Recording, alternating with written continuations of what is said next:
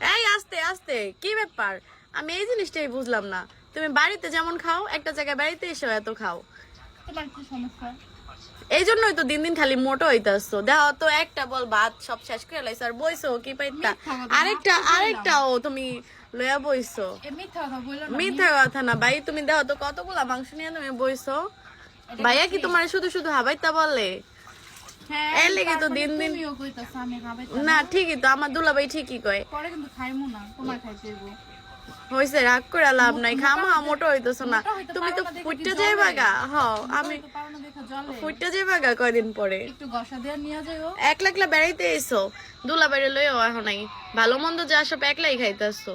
এক করে এই মাংস সব শেষ করে লাইছে খাইয়া গাইস। তোমার সমস্যা আর একটু জলও নিলাম। আস্তে রিল্যাক্সে খাও ভাই, খাওন কি কি গাইজ এত পরিমাণ মজা গরুর মাংসটা আন্টি রান্না করছে, বিশ্বাস করো। হইছে আর পাম দেওয়া লাগবো না, সব খাওয়ানোর ধান্দা।